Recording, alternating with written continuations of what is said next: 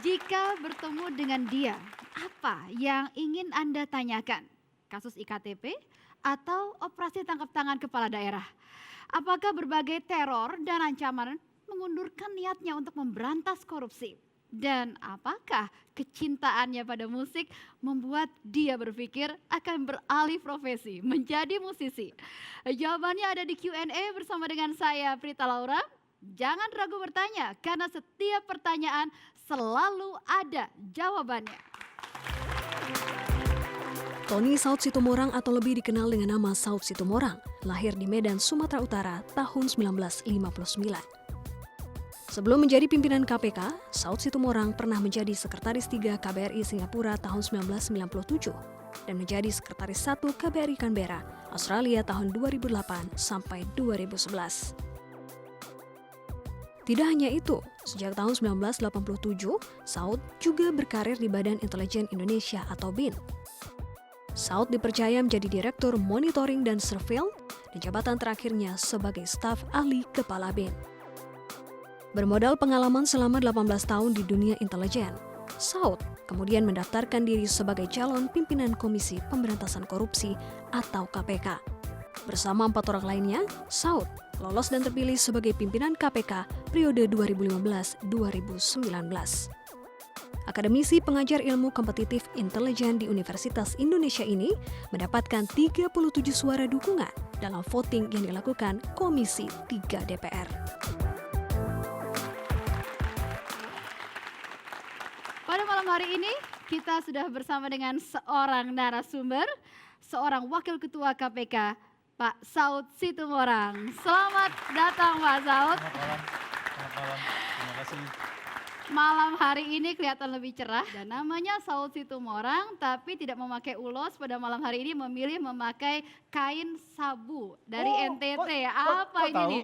Tahu dong. Pesannya apa? Pesannya apa dari kain itu dong? Saya harus pakai ini karena saya baru kembali dari NTT, sangat luar biasa daerah itu. Kalau kita ketemu seseorang, ciumnya pakai hidung begini. Gitu. Saya dikasih, sebelum dikasih ini saya juga cium hidung dulu. Di sana itu kalau hidung ketemu hidung, masalah seruat apapun bisa selesai. Itulah dia ya. Iya. Ngomong-ngomong soal nyosor nih Pak, ada yang sudah siap nyosor dengan berbagai pertanyaan di sini. Langsung saja saya akan perkenalkan di sini. Kita Bang Saud menggeser orang ini yang dari dapil NTT ini. Apakah itu hanya menyatakan bahwa KPK itu garang? Oh ya, ke dalamnya. Nah, waktu teman-teman KPK mendengar bahwa putusannya itu atau gugurnya pra peradilan ini itu pimpinan KPK 5 orang itu merasakan ada standing yang memang Karena pengalaman selama ini tidak masalah. Atau memang ada yang sudah sampai inkrah putusannya. Di dakwaan disebut bersama-sama. Tapi yang bersama-sama itu sampai sekarang nggak. Kadang ngerasa jadinya kayak ini KPK kok kayak kurang tegas. Ini kurang tegas atau menghilangkan jangan alat bukti atau tidak menghilangkan alat bukti. Saya takut kalau nanti KPK besar kepala, lalu kemudian merasa tidak pernah salah. kayaknya dipaksakan juga untuk digugurkan gitu. Digugurkan gitu ya.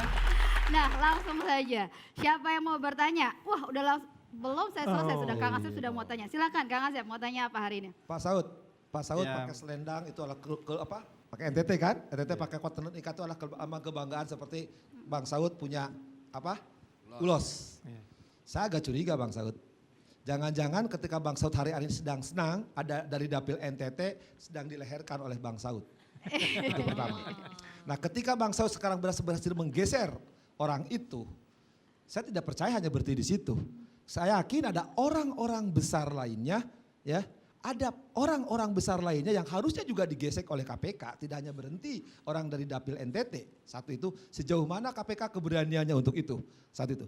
Kedua, apakah ketika Bang Saud menggeser orang ini yang dari dapil NTT ini dengan dramanya kemarin, apakah itu hanya menyatakan bahwa KPK itu garang, lebih tinggi dari penegak hukum lainnya? Sementara karena membuktikan lagi kepada anggota depan saya partai ini, yang dari angket ini, sejauh mana KPK berani membongkar ini. Dan tidak hanya itu, perkara-perkara besar kan, ada yang lain. Ada Pelindo, ada Senturi, ada BLBI. Nggak takut kepanjangan, berita kepanjangan. Saya setuju kali Kepanjangan ya, mau tajam aja. Itu kok dalam dakwaan yang dibacakan, Di pengadilan itu ada yang hilang, 3 nama. Ini kita nggak ngungkit-ngungkit dari partai mana ya. Anda bisa cari sendirilah dari partai mana gitu. Tapi intinya kok bisa hilang 3 nama. Kata jubir KPK itu strategi. Saya sekaligus bertanya ini. Oke, ya. good. Sama Ini tapi dari pertanyaannya sama ya NTT. Pak ya. Jangan-jangan NTT memang bisa banyak arti. Nanti Tuhan tolong juga bisa. Ya. Tapi nanti tidak tebang gitu loh. Itu masalahnya. Gitu. Baik. Silakan Pak Son untuk menjawab Ya, dulu. kalau saya di sana kemarin sebenarnya family business. Ya, kalaupun umpamanya di sana mau OTT atau menangkap orang, maksudnya saya ngomong di sini. Nah, tapi pertanyaan tadi menarik. Sebenarnya Kang Asep tuh kalau dia paham betul yang namanya hukum-hukum pembuktian. Iya. Ya nggak, mencari 2 bukti ternyata nggak gampang ya Kang Asep ya. Tuh udah ngangguk-ngangguk. Jadi udah terjawab. Karena salah kurang sehat soalnya. Jadi udah terjawab Kang Ghazali. Nggak gampang kalau nama disebut-sebut, kemudian kita harus mencantumkan itu. Perlu pembuktian yang lebih lanjut.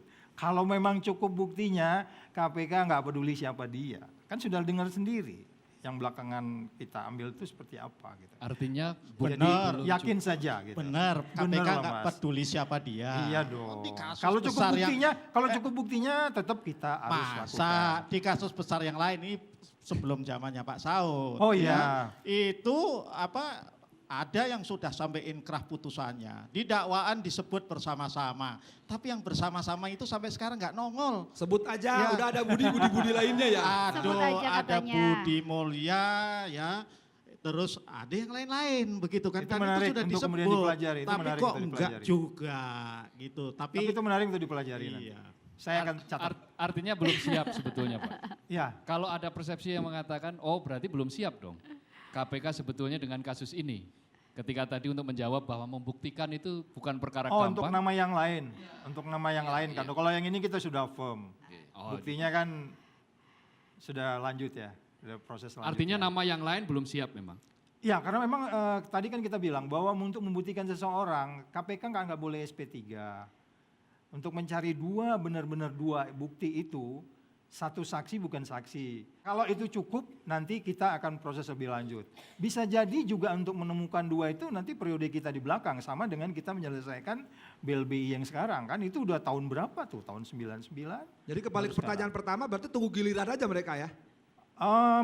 Beri saya 20.000 pegawai KPK atau 5.000 pegawai. Sekarang kita cuma punya 1.500. Beri saya 5.000 atau 20.000, kita bersihkan Indonesia. Sampai selesai nggak ini nih? Sampai selesai Karena, nggak? karena penyidik kita malam itu tidur. Kalau bapak-bapak jeli, kalau adik-adik jeli, lihat pertama kali kita mulai masuk ke rumah, mendatangi rumah itu, kemudian kita keluar, pergi ke rumah sakit, ya, terus balik lagi bawa ke KPK, wajahnya orangnya itu aja, orang tuh nggak tidur loh.